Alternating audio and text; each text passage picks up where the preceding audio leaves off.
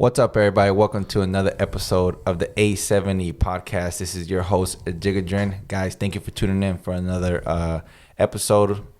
Today is Saturday. It's extremely early. Wasn't going to do an episode. I was, but I wasn't. But then I realized I have to get this done. I'm not going to lie to you guys. The biggest reason why I woke up to do the episode because my brother called me. I told him last night, hey, let's do another episode. He's like, all right, make sure that you get up early. I said, okay. My alarm went off. I snoozed it. And the only reason I got up is because he texted me. Now. I called you. You called me. Well, I'm saying, yeah, the only reason. What did I say? I texted you. Yeah. He called me. And when he called me, he was like, are we going to do it? And I know in his voice, he was hoping I said no because it's like literally 7:30 when he called me. But we're here bringing you another episode. I remember my mom the other day, she was like, hey, she saw that I was real tired at night. And she was like, son, why don't you go to sleep and get some rest? I said, Mom, if I go to sleep, who's going to work on my dreams? You know, if I don't do it, who's going to do it? So we're here. Manny. Yes. Thank you for coming back, man. It's good to be back. Cool. Always a pleasure. I think it's been like, like 2 months, maybe 3 months since you've been, no, like 4 maybe? I have no idea. Yeah, it's been a while. I've had a couple of guests on, so it's been a while since you've been on. So congrats on being a new dad. How's that for you? Feels pretty awesome. Pretty excited. Start that chapter of my life. I'm getting very impatient. Yeah. But I know I gotta let the child develop. Can't just go in there and pull it out. Yeah. How old are you? I never know off the top of my I head. think like 34. Yeah. Because you're about 4.5 years older than me, so I'm about to be 30 soon. Dirty 30s. Yeah, I'm getting there. You Nothing changes. Nothing changes?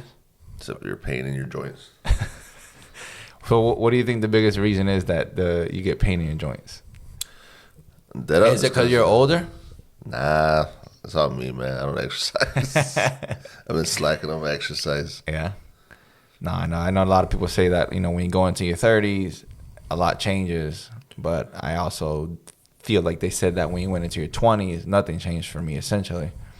But I do find out within like less than a month if things change for me in the 30s. So I'm excited. But I think it was due for you. I think it was a good time for you to start a family. And I think you did it at a good time. Yeah, I think so too.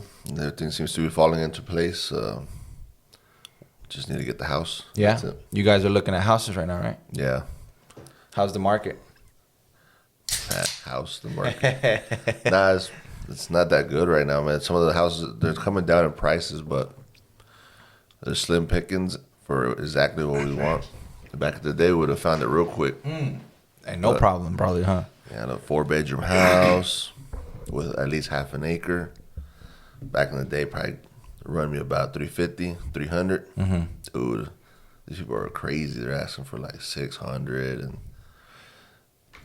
I just gotta wait. Yeah, I mean, we really want something now, right before the baby comes, but we don't want to rush to something that we're gonna regret. So I have one dream house, but they're also asking for a lot. Yeah. So I know that you mentioned that you found the house that you like a lot, like you're in love with. Yeah, like absolutely perfect. Can you briefly describe it? And also, you try to steal it. Bring the mic close just a little bit close. No, you can bring. I got you. Yeah, I'll help you out. Yeah, you like right there. Thanks. All right. And then? No, it was a 4-bedroom house. It's 2 stories. It's beautiful. It's white. Not to sound racist. The land is 1.2 acres and it has like a lot of trees, and it has a warehouse in the back. Exactly how I want it for, like, it could be for a gym that I probably won't use, or just anything for the kids to play with in there. It also has a tree house. It's way out, kind of in the middle of nowhere. Still has running water. Obviously, right? And so when I went and did a tour with the realtor, I was like looking for something that made me not want it. Yeah. Because I know it's out of it's not out of my price range. It's not where I want to get it, because then we're trying to cap ourselves at $450. Okay. And this is that's like 100 over what we're capping ourselves at. But so I'm in love with it, so I wanted to go and find something wrong with it. So I went, and then my realtor meets with me, and then we see the other realtor.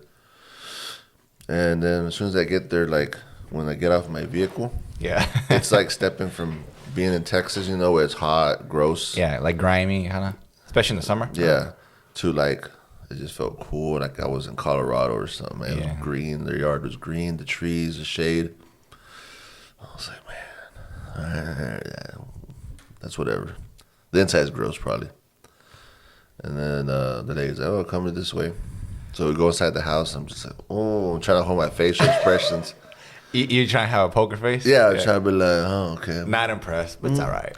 Chandelier that probably cost you $20,000. No big deal. This, whatever. You can take it with you. Yeah. Their furniture was on point. I mean, the house is they're still living in it. Mm-hmm. Supposedly they're in a hurry to go to San Antonio to be with their family. And, anyways, I went in, walked around the house, master bedroom, the bathrooms. Literally, I could not find one thing wrong with this house. Yeah. And I was like, now I want it more. That sucks. Yeah. So then I went outside, and the backyard was just huge with like trees scattered everywhere. They weren't like huge oak trees. They were like these almost like mesquite trees. They were like green and lush. The warehouse, tree house. It has a warehouse in the back, you said? Oh, how big is that warehouse, you know? I don't know how to. What do you imagine? Not like, what do you imagine for the warehouse? Just like a space that you store stuff? Or what do you think? Nah. Like, what came to your head? Gym and a place I want to start learning how to work on vehicles. Really? Yeah, but am I going to do it? Why vehicles? I didn't know that. Okay, this is the first time I hear it. Just want to build my own vehicle, right?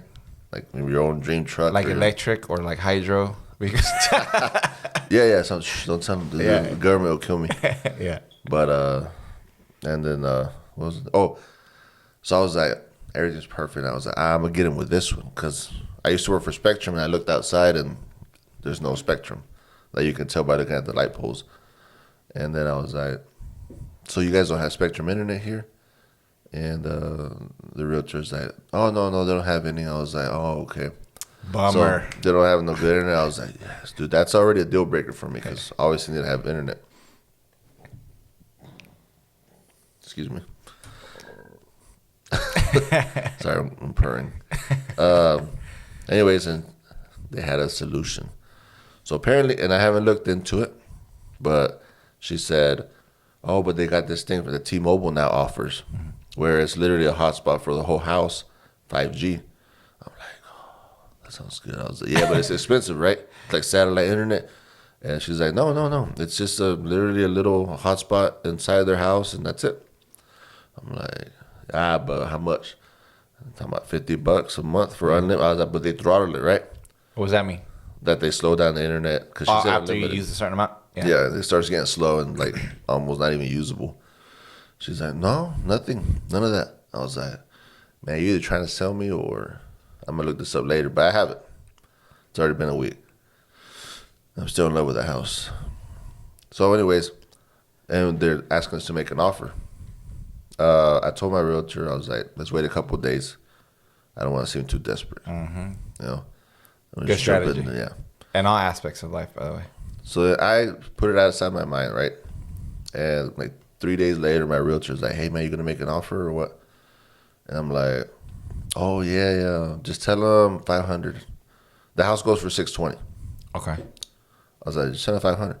Because honestly, I'm not going to pay 6.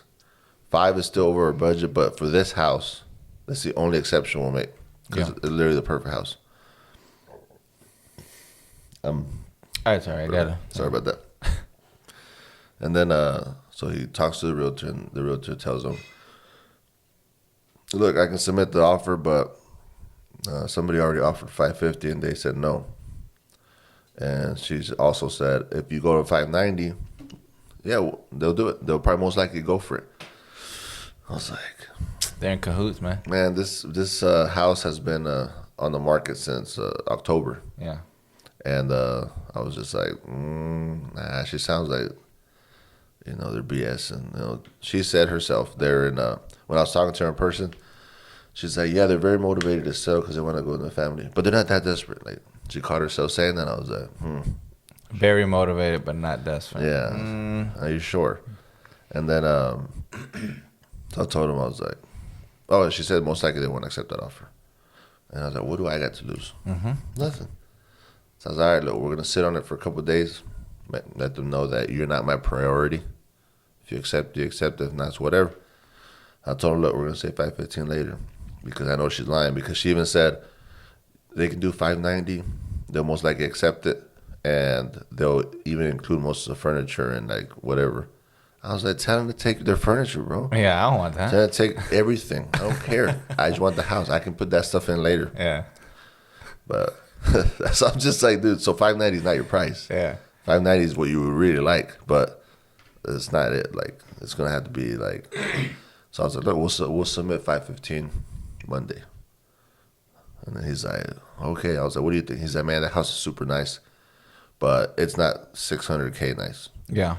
He's like, it really is a perfect home. There's no renovations needed. It's literally ready to move in once you put your furniture. And I was like, I agree.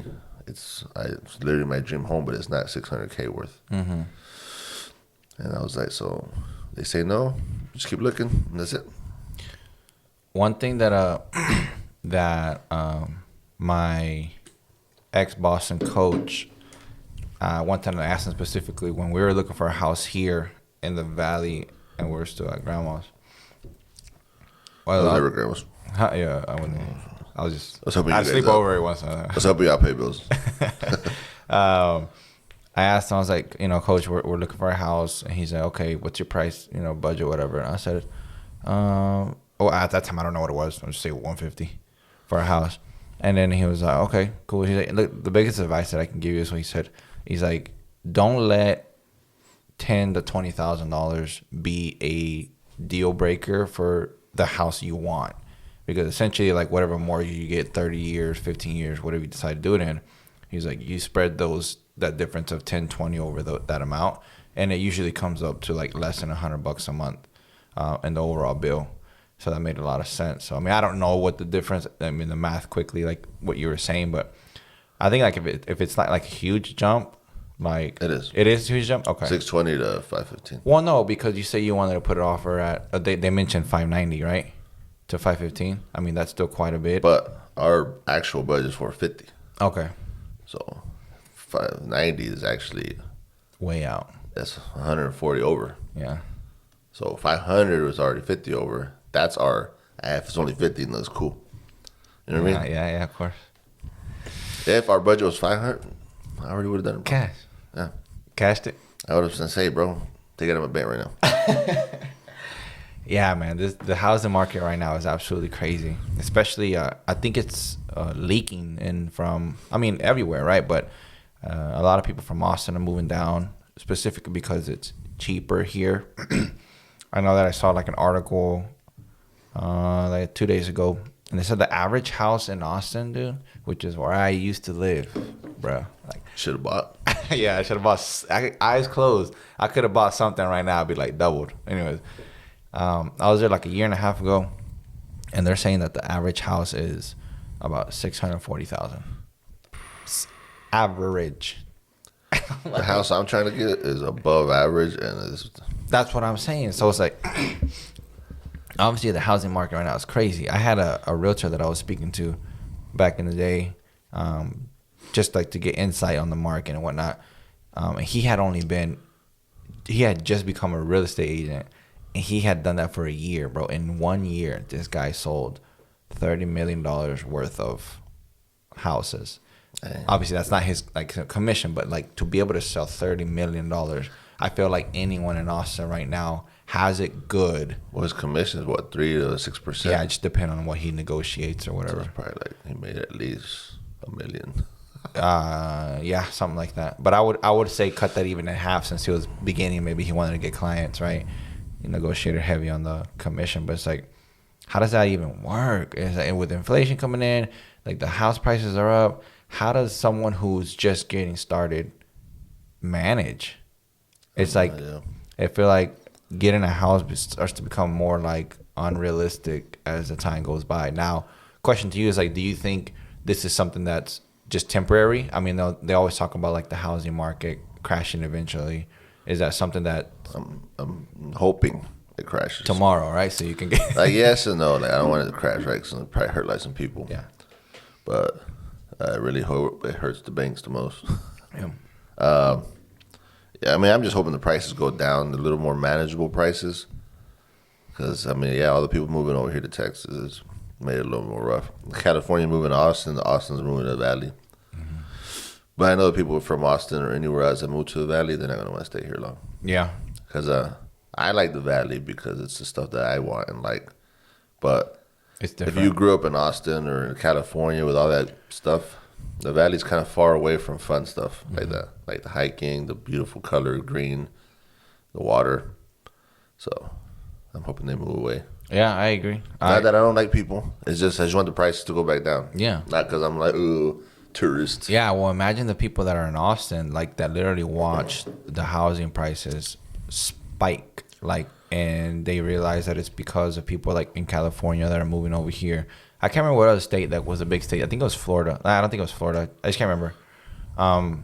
But essentially, the biggest reason why people are moving in from California, like big time, is because of the taxes over there. And it's like they're getting taxed on everything. Yep. And it's funny actually because I just started my new job, and one of the trainings. So I'm remote, so I got other workers that are remote as well. But the woman that was training me, we were like at the tax section where I had to like fill out information, and they were talking about how they had income tax and then like state tax or whatever. And then when I mentioned that we didn't have, I think it's state tax. Yeah. No income tax. They're like state income tax. Yeah, they're like, what? And I was like, yeah, like Texas doesn't. She's like, you're joking me, and I was like, no. I mean, I don't know. Like, she's like, you're so lucky and this and that. So it's like when a lot of people realize that, not only California is extremely expensive to live in, you get taxed on everything. Like cities like Austin become a very dreamable option. Yeah, and their houses over there are like for like crappy, like $150 house here. $150? Yep. $150,000 house here. Yeah. Over there, man, we're talking 800 to $1 million, bro. So when they come over here and they see a giant house for the normal price they would pay, they're like 800 for this, easy, bro. Easy. And it's like for us, it's like, nah, you're overpaying. For them, it's like, nah, I'm saving a lot of money. Exactly. I'm just like, man, go. That's exactly it though. Like I was like, you put it the best way possible. It's like people from those areas are coming in and they're paying overpriced, but to them they're still getting a phenomenal deal. And whenever they pay overpriced, then obviously that's when they start driving the market up, right? Yeah. I know. Dang it. One of my friends recently reached out to me. I think it was Eli. Yeah, Eli. And we were talking like 2 weeks ago, and he was mentioning that his friend was looking for a house in Austin because we were talking about how nice Austin is. Yeah. And he was like, because my friend is looking for a house, and then he's like, and the real estate agent, like, he has some options. He's like, the real estate agent literally just says, like, if you're not gonna offer like, what was it? Like anywhere between 50 to 100K over, he's like, don't even bother. Wow. Yeah, like, don't even bother if you're not willing to pay 50 or 100 over asking. And it's like, I can't even. It's crazy, man. It's pure now at this point. I mean, everybody has their own lifestyle, and some doing better than others. But to some, it's just window shopping at this point, And because it's gonna go back down, and someone's gonna be there holding the bag. Yeah. And I'm scared it's gonna be me, right? Because I'm buying a house right now, and later on, let's say I were to buy this house for $500. Mm-hmm. This will be later on. It's be like, oh yeah, your house is only worth $400. I'm like, huh? But I'm still paying the $500 price.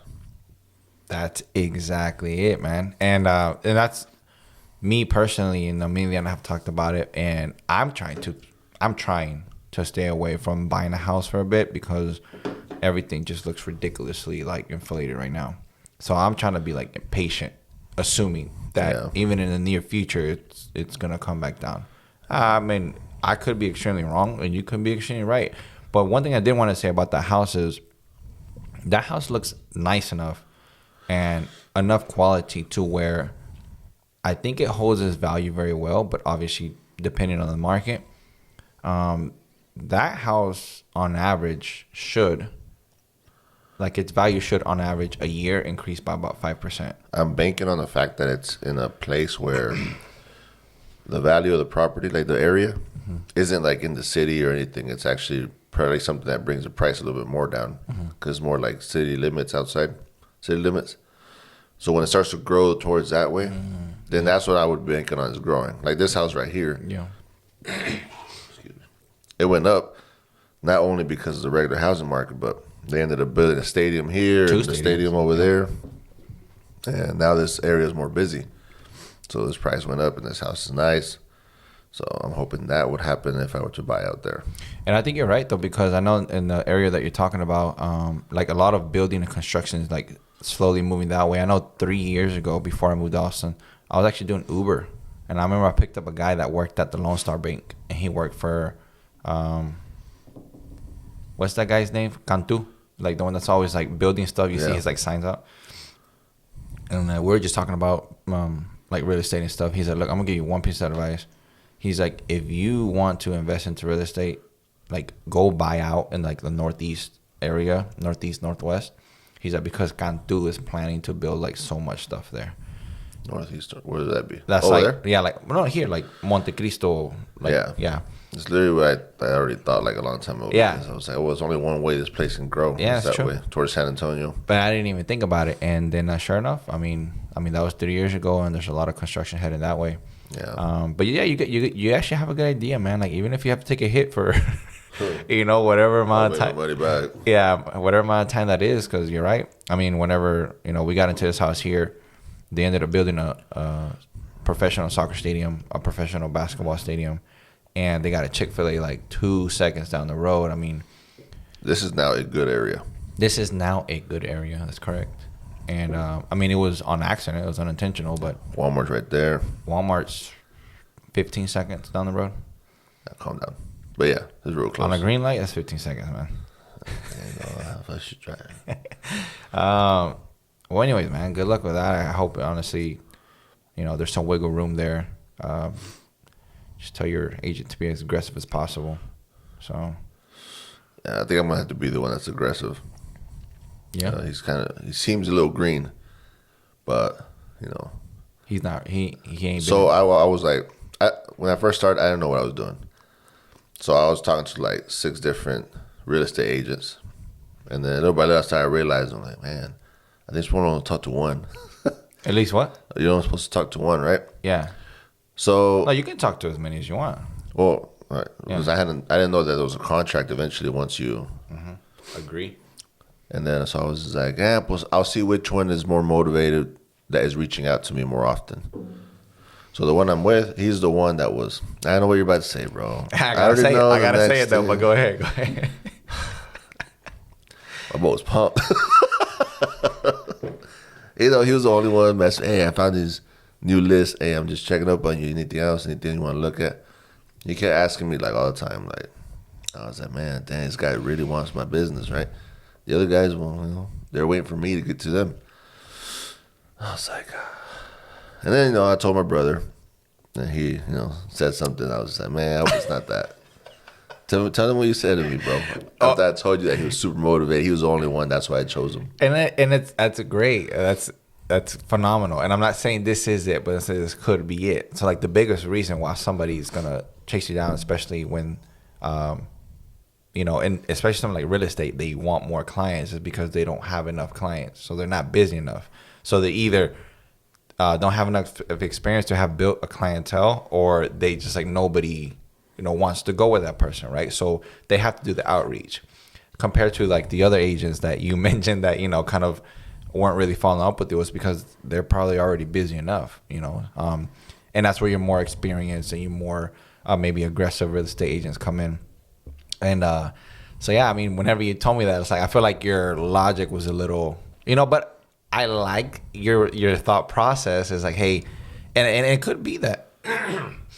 It could be that he was already a busy real estate agent, but he just wanted more, Yeah, that's what it is. I'm just focus on that. He already got me under contract. Yeah. He was also cheap. Yeah. So, I mean, that's also another. The average real estate charged by 6% agent is 3%. No. No, who told you that? I looked it up. Googled it. So, what my understanding of a real estate transaction is that on average, it's a 3% for the buyer's agent and 3% for the seller's agent. So that's where like your 6% comes in. But your individual agent should not be able to charge. You can, but it should not go over 3.5 3.5 to like 4.5. I'm not sure, but I know that my understanding from like the research that I've done, the agents that I've spoken to, I mean, your average commission for buyer's agent and seller's agent is about 3%. Man, I ain't doing nothing right, bro. And I was bummed. I was like, why didn't you come to me? Like, I told you I've been like doing like diving into like the real estate and this and that, especially when I had all that time. And it's like, you did not even mention it to me. And then by the time I knew you were on the contract, I was like, this man signed a contract without like, not that you have. I read it. I read the contract. No. I was like, damn, 3%. Hey, this guy's good. This guy's cheap. That's another thing. Like, you don't have to run about me, but it's like always. I mean, if you think that I might know a little bit about something, I usually know a little bit about something. And not only that, so we could have referred you to maybe a friend real estate agent that already has a lot of them under their belt. Yeah. But we live and we learn. Hey, but I like to help the little guy out too. Yeah, exactly. I mean, and I know that's also like a win-win for you. It's like, maybe if you do get the house, that's a win for you, and this guy get a nice, commission check, and it won't even be out of your pocket because it's out of the seller's pocket. Yeah. So that'll be good too. Well, I hope you able to pull the trigger on that. I think I told you before. It's like, I think it doesn't hurt to put in an offer. I think because your guy's still green, he's scared to put in an offer. He's scared to look a certain way in front of other agents, and that's a real thing, especially in the Valley. Like in the Valley, people talk about people, and because people know that, they usually try to refrain from looking a certain way. Dude, that reminds me of something real quick. Yeah, please. So we went to look at a different house, right? And when we got there, another real estate agent showed up. So, our little guy, he's like skinny or whatever, doesn't really look non-threatening, little friendly guy, right? The other guy gets off. He has like these dress pants on, boot. Look like a Gucci buckle. Mm-hmm. While wearing glasses, faded up. Yeah. Walking like with his chest out, bro. Like he's the best real estate agent in town. He's like, who you? Right? Who he said that to your real agent? estate. He's like, oh, we're here to look at the house. And he's like, I'm here to look at the house. I'm going to show the house. And then he asked me, like, are you, like, Jose? No, he said some name. Like, are you Chewy or something? Or are you all good? Something that sounds like all good. But he looked at me when he said that. I was like, what I thought he said was all good. But he was still, like, serious and, like, puffed up. And I was like, oh, yeah, man, I'm good. I'm with him. And then, like, Bell starts laughing at me like, you're an idiot. I was like, what happened? He said, are you that person's name? I forgot what name he said. I was like, oh, I started laughing. I was like, nah, man, that's not me. I'm with him. And he's like, oh, okay. Yeah, because we're showing the house too. And I was like, my real estate is like, okay, cool. We're just going to go see it right now. And I was just like, man, you probably better than mine, but I don't like your attitude. Dude, but I feel like an idiot, dude. They're all laughing at me because I'm over here like, obviously it sounds like I'm over here like, yeah, that's me. Yeah. But nah, I just thought it was funny. Yeah, man, that's it sounds like that guy that came in was kind of playing the role. I mean, it could be because I know there's from what I know of, there's like 2 big real estate agents here in the RGV, like stupid amounts of money that they do a month. Like big timers, bro, like millions every month, and like 6-digit commissions. I don't know their names specifically, but it's impressive to like even imagine. Like sometimes you wonder, it's like we think there's like a certain amount of space in real estate. It's like, and then you hear like people. This is what I hear. People will be like, "Oh yeah, man, I'm crunching like $600,000 in sales every month. I'm like, where is all that coming from? But I feel like when you say every month, it's like you've already been doing that, and then you're still doing that for the next. Yep. It's like, but it's true. The reality of it is that people are selling nonstop. People are buying nonstop, and it's like, you ever wonder, it's like, is there ever going to be a point where people stop selling? And well, now 600K is just one house. Yeah, exactly. Yeah, that's true. I didn't even think about it. Whenever like I was imagining 600K, I'm thinking 3 or 4 houses. Yeah. Good point. Yeah, man. So, yeah, well, hope that goes well for you. I hope you can get it. If not, I hope you find something better. Which sometimes we think that there's not, but sometimes there is. Let's see. Yeah. So, man, I know one thing that me and you've been kind of into, let's say, in the last year and a half. We got into crypto a little bit. I think you got into crypto. Oh, I was gonna say before me, but that's not true. But yeah. I would say it is true because you got into it more focused than I did. So how did you start off with like your crypto journey? First, I wasn't focused. Well, I don't mean by focus. I just mean like more. Okay. So I just started making more income, right? And I heard about the Robinhood app, and I was like, oh, I want to try to do some stocks here and there. Obviously, I absolutely have no idea what I'm doing. People recommend you do paper stocks first and see how you do it. Nah. I was like, you know what? I'm different. Yeah. I was so wrong, bro. Anyways, I downloaded the Robinhood app, and I got on it. So this was during the time when everything was still coming up because it was after the recession, right? Or not the recession, but that one where the COVID, where everything went down.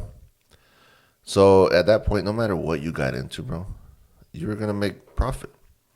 But me, I'm like, oh, look at me, I'm making money. And I was making good gains, but I didn't have the discipline of take out at this percentage and look out for this and take out your initial investment kind of deal. Yeah. Anyways, so that was just stocks, right? And I was doing okay. I even got into the GameStop at a good price and AMC and all those. But since I never pulled out, I never really made profit because then I got caught trying to catch a falling knife or whatever they say and getting back in and getting out and thinking I could do the whole catching it up and down to maximize my profits. And the exact opposite happened. Anyway, so it was like November. I started seeing like Dogecoin. I was like, what's Dogecoin, right? And I looked it up. How did you hear about that? No, it was just Robinhood was like average. The only crypto it had, like besides Bitcoin, Litecoin, and Ethereum. Which is so strange. But yeah, and it was just Dogecoin. I was like, that sounds stupid, right? But I thought it was funny because the value of Doge back then was 0.0002 or something. And I just thought it was funny that I had like residual money that I didn't put into a stock or something, like $100 here or whatever, and I'd just be like, I would throw it into Doge, and it would just be funny to me that I put it in and it'd give me like 1 million Doge or something, not 1 million, but like a lot. Yeah. Which at that time it's very close, probably to 1 million, because. So, just by doing that, I had so much Doge, dude. I was buying without even knowing or thinking that it was gonna go up. I was just like, look, it's at this price. It'll probably go to like 0.005 or something. It has to, right? Which is like, to me, it was like a 3X. And I was like, yeah, it's cool. For reference, what year was that? 2020. 2020? Yeah. So it was before Doge skyrocketed. I was in early. I didn't know anything. I didn't even consider Doge was going to do anything crazy. I just thought, hey, it's probably going to go up a little bit. But it's funny because look how much I get. And it's just, that's why I was just throwing like random money to it. I ended up throwing like $1,000 into it, and prehistorically, I like people sometimes say I'm early. You're prehistoric at that point, dude. And then I started noticing like, oh man, it's starting to like approach, and then it went this weird thing where it went up to like almost a cent. Mm-hmm. And I was like, dang, I was seeing those green candles, and I was seeing my money go up, and I was like, whoa, that's crazy. So I just throw more money in there. And then I would try to like sell and buy back in, and then that first rally to 1 cent, I made some money, right? But I was like, I'm going to catch these up and downs. Still don't know anything, still green, still retarded. Ooh, I can't say that right. Still dumb. And then I was just like, Yeah, cool. Did it again. I lost money. I basically went back to broken even. I was like, man, I messed that up. Because it was a good rally from the 1,000 to 1 cent. 100%. And I had already made, and then I was in again. And then when it rallied to almost 10 cents, dude, I was so up on Doge, man. Like I was up over 50K, bro. And I still messed that up, man. So let's just say, Guys, we're bringing up very recent traumas. Just yeah, if I had just held onto my Doge whenever I was being stupid, like not even knowing what I was doing, until now, dude, I would be in the millions, man, or 800K. Yeah. And now I'm just like, whatever. Like, I already forgave myself for that. Good. I went to therapy and everything. But anyways, and then that kind of, and I still like feel like I haven't really learned too much on crypto. I just know that holding has been one of the better things to do overall. I mean, there's exceptions that he's learning mostly and just kind of telling me like where it is better not to hold and stuff, like especially micro caps. That's the best place to make some money. But in general, crypto hasn't gone well for me because I was just so uneducated. I got humbled really quickly. And I had a lot of losses for the year 2021, which I'm hoping pays off when I do my taxes because I owe a lot of taxes. I'm going to owe a lot of taxes, and I'm hoping the losses take a lot away. Help you with the write-off. Supposedly that's something that's doable. I know that. So I got into crypto like in 2017, like with Bitcoin, and the first transaction that I made was because I didn't have a job, and I was trying to find a place to play poker online so I could like try to earn some money. And I don't even know why this website was like, oh, you got to pay in Bitcoin. And I was like, I don't know what that is, but I really want to play. So I looked it up briefly, and I think the minimum USD amount, which is US dollars, was $50. So worth the Bitcoin, whatever that was at that time. And I was like, hey mom, can I borrow $50? Like, so that was my first crypto transaction, and I lost the money like in maybe 20 minutes. Yeah. Then I was like, all right, whatever. But then I had to even get to that point, I had to download Coinbase, and I was kind of exposed a little bit more to like the different cryptos. And then like little by little, I like just like on some parts of social media, briefly, because it wasn't like that popular back then, I would see like Bitcoin, Ethereum. I was like, well, what is all this stuff? Like, why is even people talking about it? I searched a little bit more, and then like I guess I was convinced by like the hype because I guess I was in the middle of a bull run at that time. Yeah.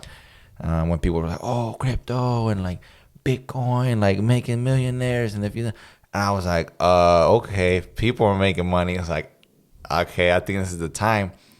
And I think that's when we had just sold the house in Florida. Yeah, around there. And then like, I mean, one of the biggest things that I like come to the realization of is there's to have an opportunity to actually build wealth. It's like you have to be able to have an investment mindset to some degree. There's no way that we can build real wealth if we just keep saving our money. One thing that I was like taught, by my parents, to the best of their knowledge, was save your money, which will allow you to have money, but it will never allow you to grow your money, right? Yeah. And a lot of people, like whenever I used to hear people talk about, oh, you have to learn to grow your money, it's like that concept and idea to me never made sense. It's like, how are you supposed to grow your money, dude? Like, to add on to that, it was like, now that I think about it, like not right now, but like in general, saving your money. Like let's say you have an account where you're putting money, life savings, right? And how much can you actually save? Being a average 40K a year person like my parents were, like how much can you actually save to retire for? mm-hmm. Let's say you managed to save 100,000, bro. That's gonna be gone like in 2 years. Mm-hmm. And it's like, man, yeah. So saving money now just seems so like not a good idea. Not unless you're saving for like something that you're gonna buy in the near future, Mm-hmm. or something to invest in. Like it doesn't make sense anymore. And it's just like you just need money to be working for you when you're not doing anything. Because one day you're gonna want to not do anything when you retire, and you want your money just to be trickling in at least to pay your bills. Yeah, the biggest thing that I really started to focus on was trying to find ways to like maximize like the gains of my money and stop focusing so much on like saving. I used to be a good saver. Like I could save some money. Yeah, you can. But the thing is, like, when I was done saving, I was like, okay, like now I just have this set amount that I spent the last however long it took me to save. There's no difference here. Now I have to go and do whatever I got to do with this, buy something or use it for an emergency. And I realized that, okay, well, now I'm looking back, if I could have put even half of that into a place where my money could work for me, instead of, let's say, an example, instead of saving 10,000, I could have at the end had like, 19,000, 20,000. And, for my listeners that maybe aren't really into the investing mindset, I definitely think it's worth looking into and considering more, because there is real opportunity out there, like to invest without having too much knowledge, without having to be an expert in things. I know sometimes when people hear investing or investments, they think that you have to be like a guru. They think you have to have like high IQ. You have to be intelligent. And the reality is you do not. Like, if you guys knew the amount of unintelligent people that have absolutely invested their money in the right places and have become ridiculously wealthy. Like, it's, to some, it'd be discouraging to know that dumber people are getting more money than you. But to me, it's motivating. Like, it's like, dude, if someone dumber than me can do it, I have a real shot. So, yeah, I got into crypto around that time, and we had just sold the house in Florida, and I told Mom, I was like, hey, we can take some of that and invest it. That's there's some real life traumas coming up, guys. Yep. So we sold it. And then I was like, all right, well, look, this is what I found out. This is what people are saying. This is some of the results that people have had. I think it's a good opportunity. Mom and Dad talked about it. Okay, let's go for it. I said, all right. Super scared, because the amount of money was more money than I ever held in my hand at that time. Super scared, but like, you can't just not do something because you're scared, especially if there have been results from it. Yeah. So get it, boom, put it into Bitcoin at that time, man. Put it into Bitcoin at that time. I'm not sure the amount that it was, but it was up there. And then at that time, I was looking to purchase a franchise that I could have as my own business and run it and earn money from it. And one of the people that was the co-founders of the franchise was a mentor. And so I kept trying to search for opportunities to grow my money. And I asked him, hey, okay, I'm in the franchise. I'm working the franchise. I'm doing great. I'm making sales. I was like, where else can I start looking to invest? And he was like, do you know a company called USI Tech? I was like, no, I don't. He's like, boom, here's the link. Use my link, whatever. I get a little bit for your subscription, but essentially what he promised me, and the word is promise because this is the whole deal, was if you put $10,000 in 3 months, they'll give you 140% return. So it's like you make $4,000 in 3 months. It was off of Bitcoin. They use your Bitcoin, they mine it, you get more back, whatever. I was like, bingo. I was like, I have this much in Bitcoin. I'll go ahead and just send half of it over. And then, in 3 months, I'll expect, 140% return. Boom, sent it over, got receipts, got everything, company, nice and easy. People were doing it all over the place. And then, man, I went back to check like in a month and a half, 2 months. Long story short, that website and company disappeared. Yeah. Disappeared. Disappeared. And I was trying to get into like, hey, where's my money? And then I ended up finding a Facebook group where thousands of people ran into the same scam that I did. So imagine already having like a tough time trying to invest your money to grow it, and then you getting scammed out of over $10,000. Yeah. That was very difficult for me for a very long time. So there was about 0.6 Bitcoin left that I, in my mind, didn't want nothing to do with. Like, I was like, this was the dumbest thing I've ever done. So I left it in Coinbase. I forgot my passwords on purpose because I didn't want to make any more decisions on it. And then, like you mentioned, 2020, when I came back from Austin, I just was curious because I started seeing Bitcoin pop up again. And usually I started realizing that's because things are going well for more people. So I started talking about it. And yeah, I checked the account. And even half the Bitcoin alone was like, I had like essentially made everything back that I had got scammed for. And I was like, wait, this is real opportunity. I was like, I need to learn more about this. So I did. And then that's actually shortly after that is when you're like, hey, bro, have you heard of Doge? And I was like, nah, bro, like, I'm not doing that stuff. Like, I already lost. I got scammed. I was like, I'm not saying what you're telling me is a scam, but I'm scared. Like, that's the reality of it.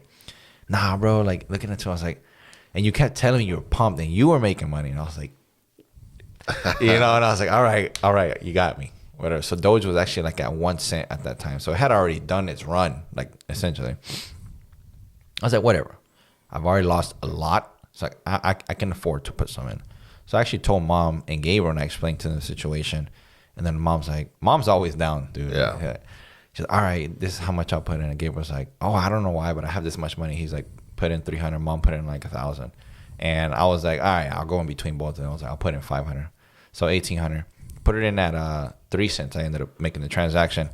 And yeah, I mean, it had to run up all the way to 75 cents, right? Unexperienced, no idea. Nowhere did I even think it would hit 75 cents. And when it did, I thought I was going to go higher. And it didn't. So, like, it didn't round trip all the way back down to 3. I mean, we're at, like, I don't know, like 14 cents now, which is good. But crypto, guys, is one of the best, I would say quickest. What do you think? Quickest ways. Like, if you actually learn it, you take your time to get educated, to really make some serious money. Yeah. Like, serious money. And also lose some serious money. And I think we look at, at least me, I look back at all the money I lost because it's been a lot of money. Mm-hmm. Like, even other stories where I just recently lost a lot of money. But I sometimes wonder, if I didn't lose that money, I was going to lose it eventually. Because it's like the education really does come from that.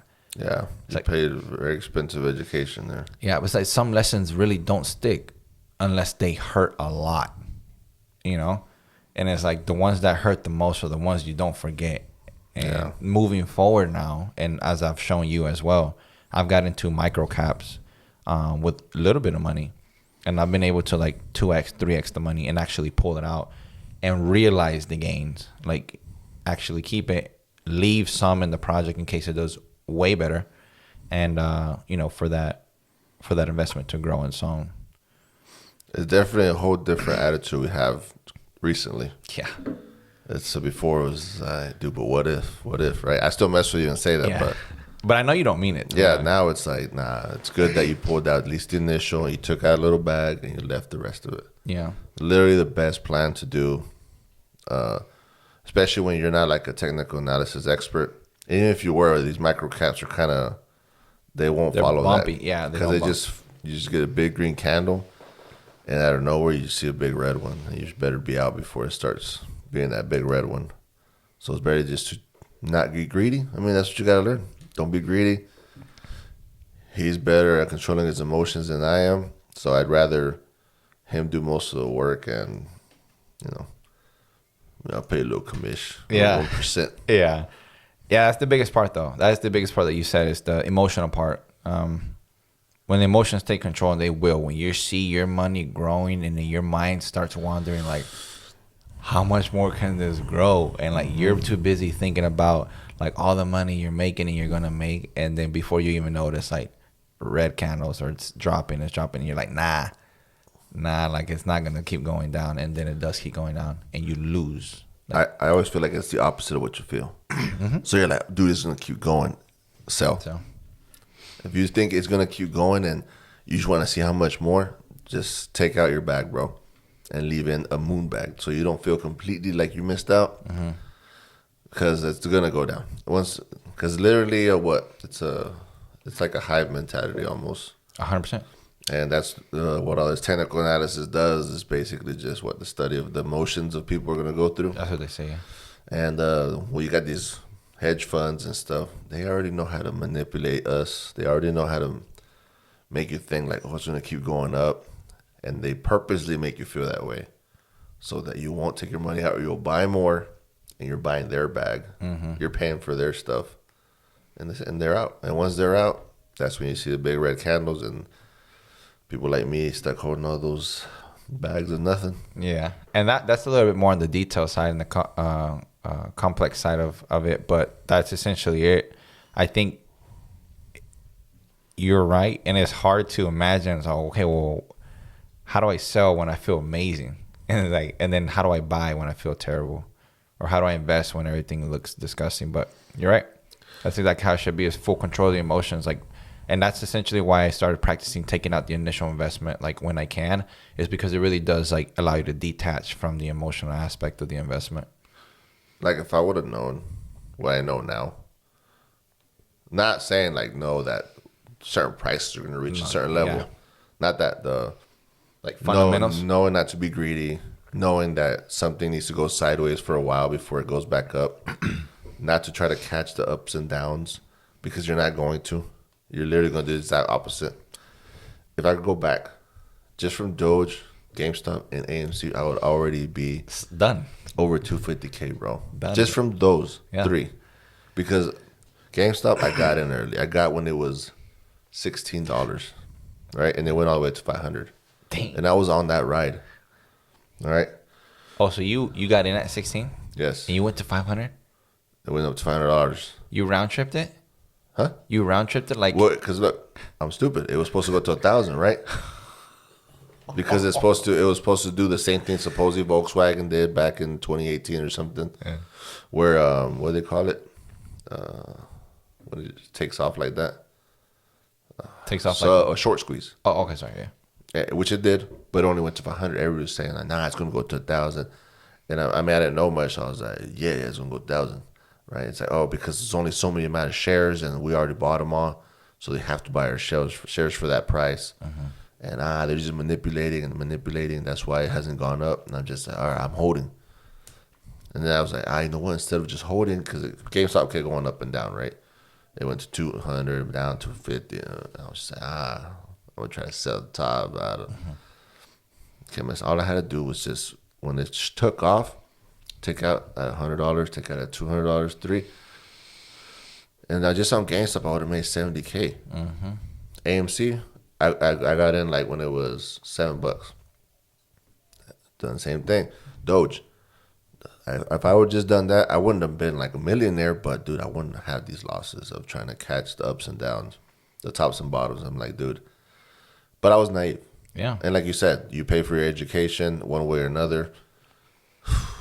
Why couldn't I just done paper, bro?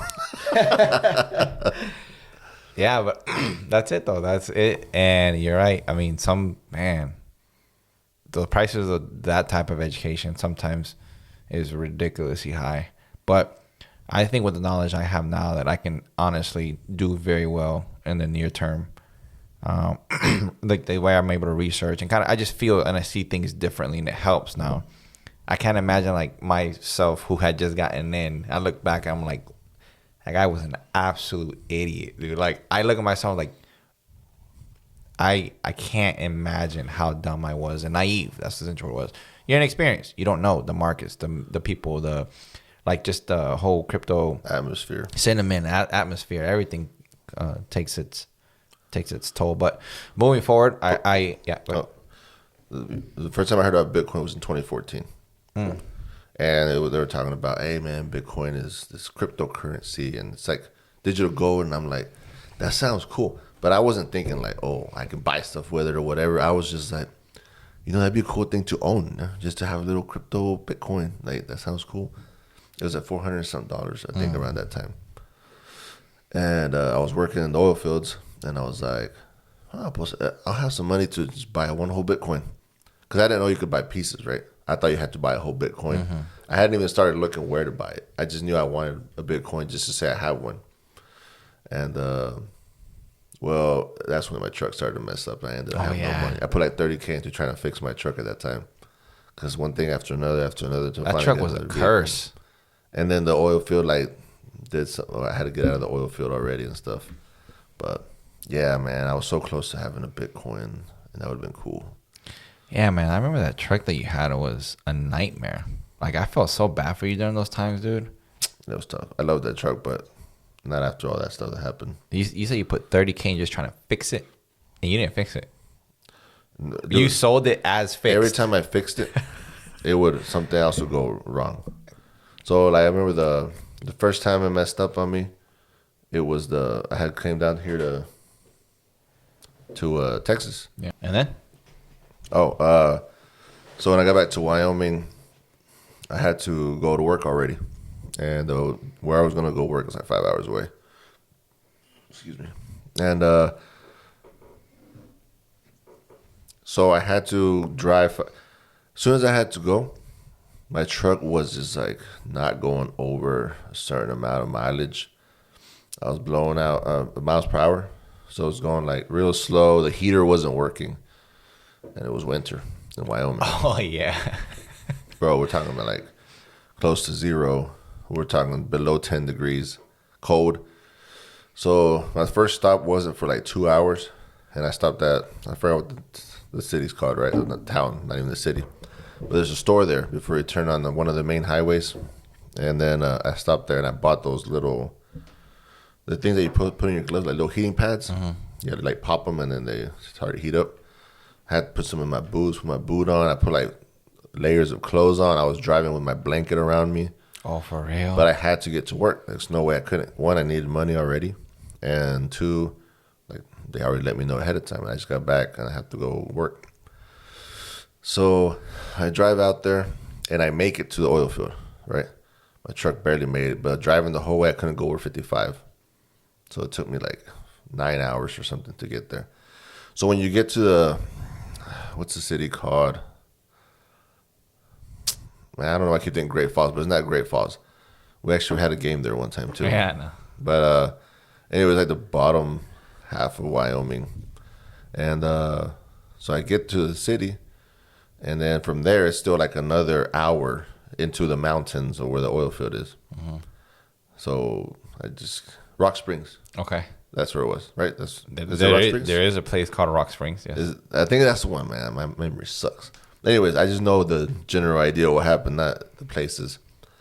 And so I drive out there. I'm just like, man, if it breaks down out here, I'm screwed because there's no signal. Oh. They're expecting me to get there, right? So I finally get there. And, I start working. Once you're there, I don't need my vehicle anymore until the whole thing is over. So, when you're drilling, you go down, you make a hole first, and then they got to case it, right? The well. They got to case the well to build the whole thing. So during that time, we get like a couple of days of break. We're still getting paid, but we get to just chill. Well, in that time, I'm just like, hey, man, I told my buddy, he was the directional driller. I said, hey, man, can you go into town with me so I can drop it off? It gets fixed, blah, blah, blah. All right, yeah, man, I can do that. All right, cool. Perfect. Went to town, dropped off my truck. The guy's like, looks like it's your, what's it called? Fuel injectors. Mm-hmm. Man, fuel injectors for a diesel truck, like $4K, bro. For real? Alone? Yeah. Dang. I was like, all right, cool. Boom. I had $4K. Paid it off. Then it was like, bro, I left there. Right? Wait, what, like the dealership or whatever? Wherever they fixed it, I left there. And as soon as I got to the first red light, I turned, pressed the gas, and just heard a coom. My transmission messed up. And then, I took it back there. Said, is there anything y'all guys could have messed up or what? And they're like, no, man. I don't know anything, man. Yeah. Nothing I could do. I still didn't go with them, though, because I didn't trust him. So I ended up finding some other guy, and he rebuilds transmissions. He's like, look, man, I rebuild transmissions. I use better parts so it doesn't happen again, right? So it lasts long. Because usually the ones they come with, it's like doesn't last that long. Hey, I'm sold, bro, and it's cheaper. brand new transmission would be another 45 to 5K, bro, with the installation and everything in the dealership. This guy's only charging me like 3,500 or 3,000. I don't know, but I was already out of money. The only person I could think to ask, because my friend was also low on money, so I couldn't ask him, was my cousin, right? I asked him. He helped me out, paid for it, fixed it. Boom, set, bro. Got through that job, got home. I was happy. The transmission and the fuel injectors, brand spanking, chilling, dog. Good. All right, so I had the truck again.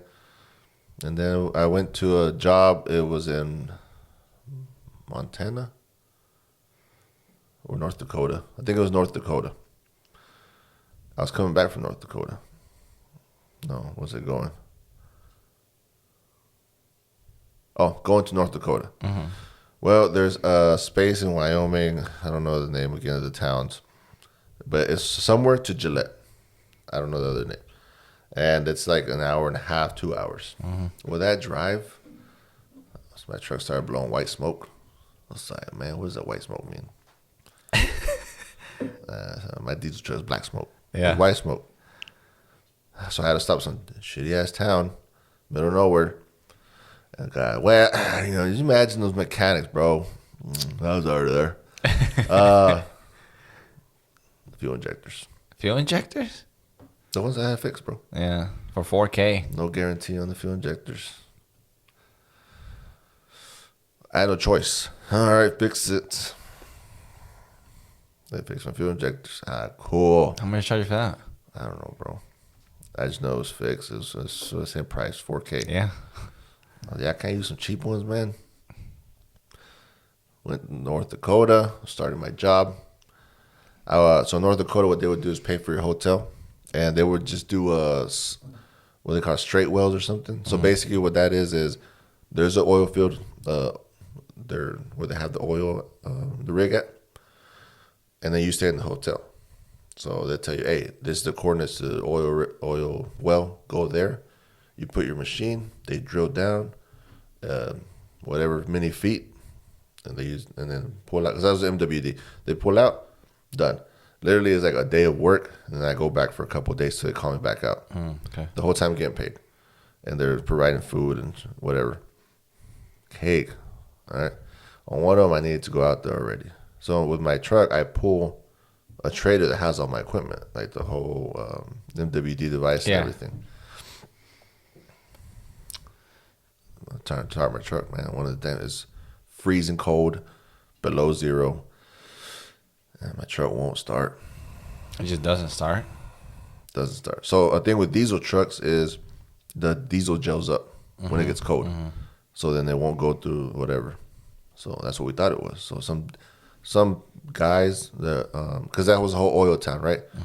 So some kids saw me, and I was like, hey, man, you think you can help me out? And they're like, oh, yeah, dude, look, it's probably this, man. So they literally were there trying to fix it and everything, like help me out. Like I had to ungel the diesel, pour some into the fuel filter, and it would turn on, but then it would turn off, right? And they're like, man. And then the fuel pump that I had was like a high quality one that came with the truck. So those fuel pumps, instead of letting it like pressurizes the fuel to go through, so you don't really have to worry about gelling up. Anyway, so I ended up having to take it somewhere, right? But before that, they had to buy a hotshot truck to take me out and do whatever. And then those couple of days, I had to take it somewhere. It was my fuel pump. It was messed up. Fuel pump. Okay. So they ended up having to get another one. I don't know how much that cost, man. I just know it was always another thing. Yeah, dude. And then finally, where I was done with everything was after all that money I put into it, it was doing this weird thing where it would just rev, which is probably the transmission again. And the check engine light came on. I was like, man. Couldn't catch a break, bro. Couldn't catch a break. I was up to date with my oil changes, everything, because I was so scared of everything. It was already time for the next oil change. I was like, man, I'm not putting no more money towards this truck. I'm selling this truck, getting a brand new vehicle. Because I was like, used vehicle, pay it off. Because it was used, right? Yeah. And so I ended up trying to trade it in. First place I tried to trade into, they tried to give me I still owed 12 or 13K on it. First place I went to, they're like, man, sorry, most I can use 8, because of all this and that. They hadn't even driven it yet and seen what was wrong with it. I was like, nah, I'm going to try somewhere else. So that was in Casper. And then so I was like, nah. So I went to Laramie. I tried it there. And they're supposedly they give you just the max amount that your vehicle's worth. Like whatever it says in the blue book, that's what we're going to give you. Okay. I was like, that sounds good, man. Went. They're like, we just got to drive it. Because if it's something super wrong, we can't. I'm like, cool.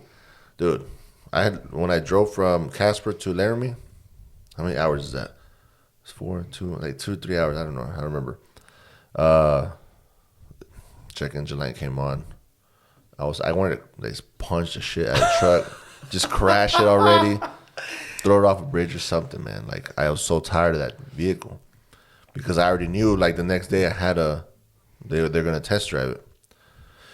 All right, so anyways, I wake up in the morning, I'm in Laramie, and I go to the dealership and I'm just, oh my god, the light wasn't on. And then when I got to the dealership, the light came on. Yeah. It didn't rev or it didn't do the whole kunk. Nothing. I was like, all right, so I just left the truck on, right? Guy gets in. I'm in there with him. The whole time, just chewing my nails, bro. I'm just like, oh, dude, please, truck, man. You let me down so many times. It's one time. He's like, hey, wait, what's check engine light? Wait. Huh? What? Check engine light. Hey, what'd you do? Did you move something? Oh, you cranked it too much. Yeah. Nah, I told him. He did say, he said, why is check engine light? I told him, I think it just needs an oil change. Man, he knew I was lying, dog. Oil change light is not no check engine light, bro. But he's like, oh, okay, right? Yeah. I was like, he ain't no expert. Yeah. Bro, so we drove that truck for about 5 miles, right, around Laramie. The whole time just said, man, don't do that stupid thing you do. Because they're about to give me, they're about to pay off the truck and give me more for down. Oh, wow. Okay. So, $2K over. Yeah. He's like, if everything's good, that's how much we'll give you. Oh, this is the whole time. He's like, man. He's over here yeah, man, Larry's pretty good. I was like, yeah, Larry's cool, man. Larry's pretty cool. And he's like, you all right? I'm just, yeah, what's up? Yeah. The noise was there already. It wasn't doing that before. Nah, anyway, so, dude, I'm talking about I had no fingers left. I was chewing my nails. We got back to the dealership. He's like, well, everything's good, man. The truck's pretty solid. We like it. Whatever. Oh, traded in. Same day. Got my new truck. 2014 GMC Sierra. I was happy. I was elated. They gave me a full down and everything. I walked out of there with the truck. I got rid of that monster, dude. I was so happy. Never again did I worry about my fuel gelling up, my heater not working. Nothing, bro. Not getting stuck. Nothing. I didn't worry about anything else anymore. Mm-hmm. Well, I remember you were going through you would we would talk a lot, and you're like, oh, my truck. It was on the end over here because I was in Texas. It was just a nightmare, and just hearing you talk about it makes you feel gross. Yeah, dude. I lost so much money on that too.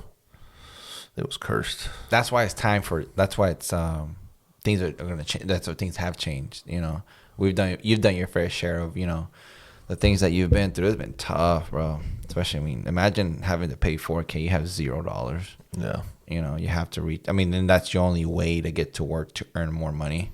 And it's you don't have a choice but to get it from somewhere. That's crazy, dude. Oh, I saw you had drive with the no heater and wrapped up and stuff. Mm-hmm. Well, when I was going through the mountain pass from, I think it's Rock Springs to, on the way to Rock Springs, there's a mountain pass you had to go through. Bro, it got so cold, I had to pull over into one of the rest areas they have, mm-hmm. Public rest area. I went into the bathroom and laid down on the floor. I had to warm myself up and take a nap, bro, because I couldn't no more. For real? No, my toes were so cold. I was freezing. Yeah.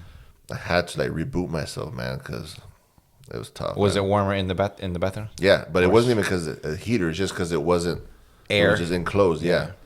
And I thought I was honestly just gonna be this guy found dead on bathroom floor, frozen or some shit. Dude, I was scared. It was tough. Dang, dude, I didn't know that part. That's crazy. No, the worst part was... Oh, God. What do you mean that's the worst No, part? scary part was, sorry. Yeah. Was when I went from there back to my truck, I was like, man, please turn on, dude. There's no signal. Mm-hmm. There was no signal for 45 minutes of driving either way, so imagine walking. Yeah. Cars not going by. It's already the middle of the night. We're talking about I was driving like 2, 3 in the morning. Yeah, middle of the night. Yeah, scary times. Man, those are tough times. But you know what's worse? The worst thing is that they're letting transgender men compete against women. Yeah. And when I heard about that, man, this dude over here looking like T-1000, bro, next to those poor girls. Like, I read the article and everything, and those girls support him. Her. But, like, come on, man. You know that's not right, dog. You literally have testosterone. You have the stuff already in your blood that they have to pay for to inject into themselves to even get to a fraction of your power, bro. Mm-hmm. And you're literally standing next to him like a beast. Yeah, man. I remember I saw the picture, and this guy's just towering. Like, towering with just, like, almost the ideal build for, like, his competition, but in male form. Yeah. My boy went from being like 100 and something place to first. Isn't that crazy, though? I mean, you know, I spoke about that briefly on one of my episodes with Roosevelt. And it's like, my take on it, I mean, it's like, they're whatever, I think, what's his name? William. It's like, I can't remember the name of the girl. But it's like, you start to wonder, it's like, you know, we talk about the place that he used to be in and then the place that she is in now, right? It's like, it's hard to be like, oh, that's why he did it. You know? It's hard. I mean, there was incentive there for sure. Yeah. But I feel like also that could just have been like a coincidental byproduct of a decision that he made for himself. But it's difficult. It's so difficult. But also it's hard to be like, to just like have him under the spotlight or her under the spotlight and be like, bad you, not fair. When all he did was enter a competition that was okayed by NCAA. You know what I mean? No, I don't. No. Because you have to have some kind of like respect for the sport. Okay, yeah. Like, that's like me being like, you know, I'm going to go against these little kids, bro. Because, okay, look, yes, women, they're strong, independent, all this stuff. But genetically, bro, you're not going to put T-1000 against these girls, man. Yeah. And then what made me think more, right? And I'm going to get in these lines where some people are going to be offended. That's not fair. She deserves her rights or whatever and stuff like that. I was like, that has to be a line drawn somewhere. Somewhere. This is the slippery slope they literally talked about years ago where they were like, nah, that'll never happen. Yeah. Anyways, so these girls that competed against them, they were like, no, I fully support her and her, you know, competing or whatever. It's like, I thought two things, right? First of all, no, you don't. Like, that's one of the things I thought. No, you don't. But you know that if you say otherwise, True. In this atmosphere, especially in the college atmosphere where it's super, like, I would say liberal, you know what I'm saying? You know what I mean when I say that? Everybody knows. They're going to be like, oh, I can't believe you. You're so, like, anti this or anti that because you're trying to put her down saying that it's not fair. Like, how would you feel? You know, they were completely attacked. That's one of the things, scenarios, right? The other scenario is, like, how much have you been brainwashed to say that that was fair? Yeah. It's not fair. Like, it's literally a woman on steroids because it's a man because he has testosterone. What makes a man, right? Mm-hmm. A man body, or I see because gender is Man, female, man but and male is something. a male body is testosterone when we're, you know, developing. Yep. The testosterone makes us males, right? And then they're females. Bro, it's literally a female on steroids competing against females that aren't allowed to take any PEAs. Performance PEDs, enhanced. sorry. Yeah, Yeah. drugs, yeah. So I don't want to sound like a jerk. And no one does when they talk about this. But it's true. Like, That is a male's physique. Yes. So Undeniably. it's a woman, right? Trapped in a male's body. All right.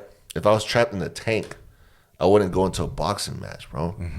To fight and say, "Hey, I'm trapped inside this tank, can't get out." So it should be fair. And that's literally what happened. Yeah. And you smoked them. You yourself can enter every sport you want now that's in women's sport. You'll beat all of them. Yeah. Even without like having to like be good at it, so to speak. Like, Because just from the physique, because she, whatever, was perfect shape. Like, it was in shape. Yeah. Fit. They're just, hey, why weren't you wearing a bra?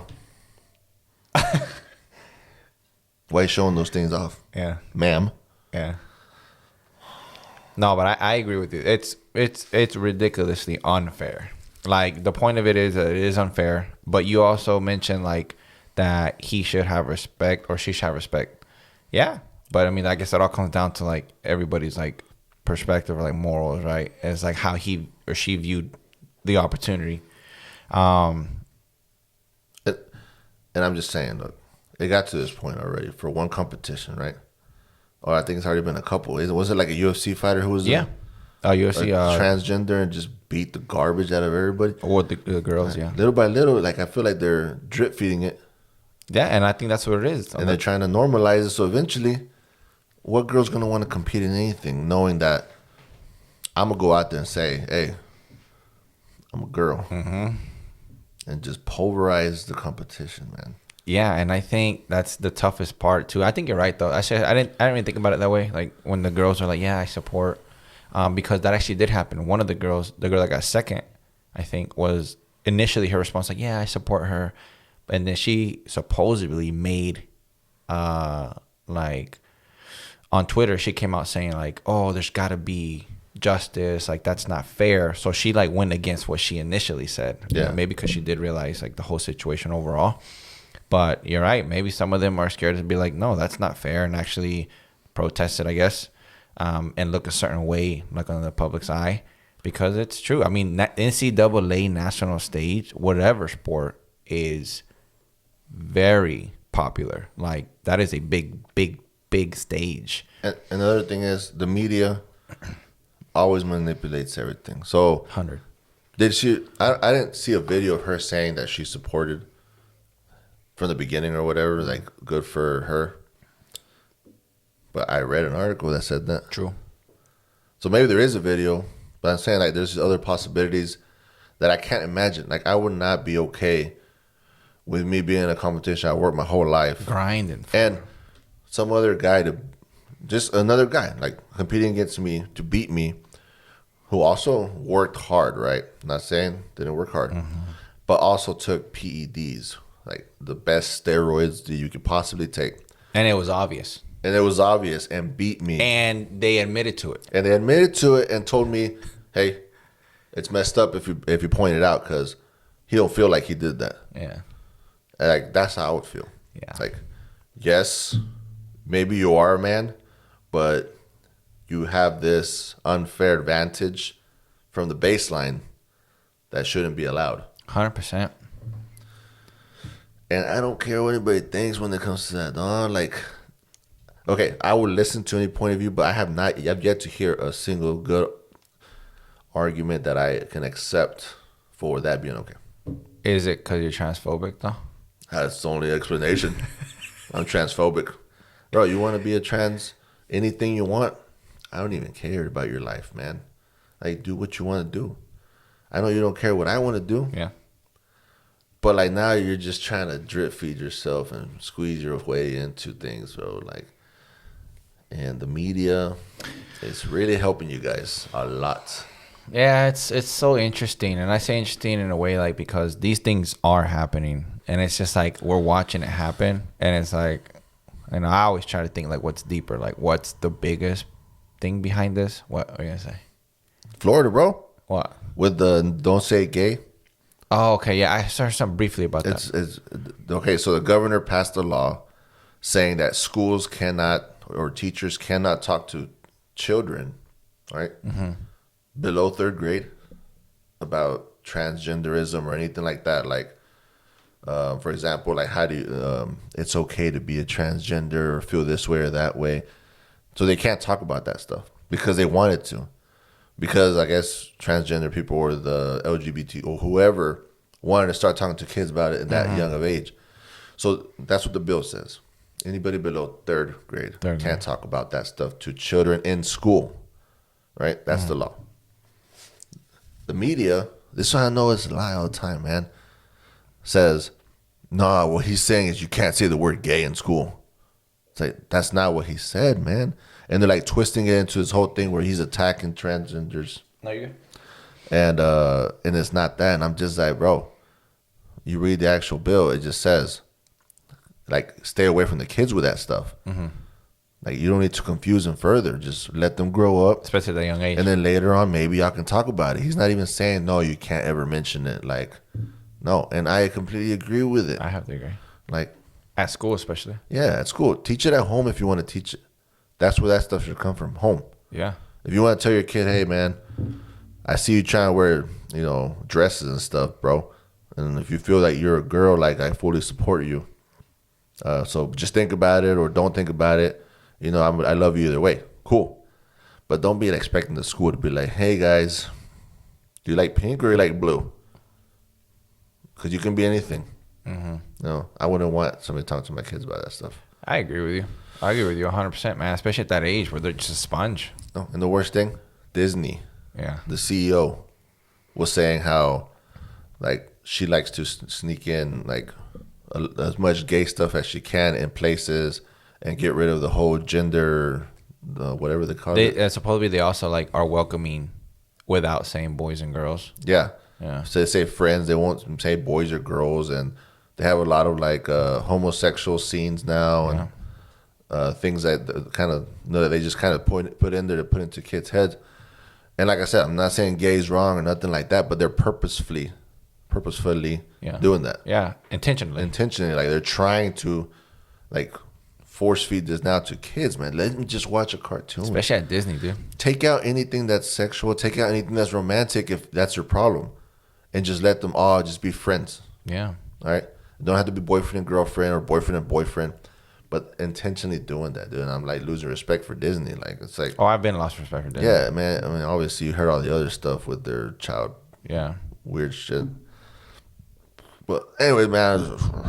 Guys, just getting there. No, but I mean that's true though. I know that you can get worked up about that, like because you have good points always, and that's kind of one reason why I do my best to kind of stay out of like politics or whatever. But those topics I'm interested in because those are real things that are happening, especially like kids in schools. I mean, we're about to be dads, right? So it's like, I mean, we want to be aware of the environment that our kids are growing up in, especially in a place where, I mean, you want to be realistic about it. They're going to be spending 6 to 7 hours a day. And then they spend the rest of the day with us. It's like almost the influence or teachings is like split down the middle between parents and teachers. Yeah. And it's like, if I want my kids to go to school, it's like I want them to just learn whatever it is they have to learn. Like, don't, step too much over the line of morals or like, belief systems or anything like that. So let me do that at home. Like, let me raise my kid. Like, I'm already like against teaching even history in school. Because they ain't teaching the right history, man. That's borderline. They're teaching that, stupid history where like we won, we were the good guys all the time, and like we know that's bull crap, right? They don't teach it right, and that's almost the same thing. Like they want to add this other indoctrination. Dude, teach math, reading, science. That's it. If you want to teach history, teach the real deal, the gory stuff, the bad stuff. Like, don't sugarcoat it. And if it's too bad for kids, then wait till they're older, in college. Make it be something they seek out. Yeah. But don't teach them fake history and be like, it's to teach them and learn them.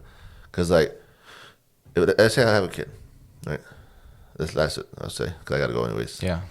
When I have my child, I don't want my child to be influenced in a social manner, like, about their sexuality from outside sources, not in the family. Yeah. Now, let's say my child comes to me and wants to be gay or something, or feels like the opposite of what they're not following the norm of a regular male or female, right? Mm-hmm. I'm gonna be like, look, are you like, is this how you feel? Like, I want you to know that regardless, I love you, and that I don't think less of you, and I'll support this. But I don't want to go to school and be confusing my kid and be like, maybe it's not okay that if my child's a boy, for me to like cars and like maybe I'm supposed to like dolls or don't. Yeah. Just school focus on educating math, science, reading, history if you want to teach it right, social sciences maybe. But like, dude, that stuff that needs to be handled at home. I agree, man. I agree. Like, that's 1,000%. That was my understanding when I went to school. It's like, I'm here to learn whatever it is you got to teach me, math, reading, whatever that is going to benefit me as I'm growing older. When I go home, I'm talking to my parents. My parents teach me what it is that they think that I should believe. And then when I grow older, I can make my own decisions. But if I'm being influenced that young, my decision making later on in the future becomes a little bit more difficult already, right? Or I have the possibility of making decisions too early that, you know, maybe it's hard to come back from, whatever, right? I agree with you 100%. But, Manny, I know you got to go. Yeah, sorry about that. No, you're good. I mean, I'm here. I'm here for as long as you need, but I know you got to go. I know, Bill's probably going to be mad at you, but nah. Thank you for coming on. Appreciate it. I hope to have you on again, hopefully soon. I know it's tough because of the schedules that we both have since I'm working now. But yeah, guys, this is Manny, Big Brother. Another episode of the A7E podcast, episode 22. Thank you all so much for listening. Guys, if you have any thoughts about any of the topics that we just went over, leave them in the comments. Let me know what you think. I know, Manny, we talked about the swimmer, I think like 3 weeks ago, but Manny brought it up again. I like to have, that was a good perspective as well. Let me know what you guys think. Let me know what you guys think in regards to, yeah, Manny? Also, if you guys have any questions for me, I'm very opinionated, and he'll get them to me, and then I'll rant. Yeah, and then we'll bring him on and be like, hey, Manny, like, this is what people are saying. Like, what do you think about this? And we could do another episode. I mean, I like that. I hope you guys enjoyed the episode. Any questions, reach out, leave them in the comments. And thank you all so much for watching. Until next time. Thank you, guys.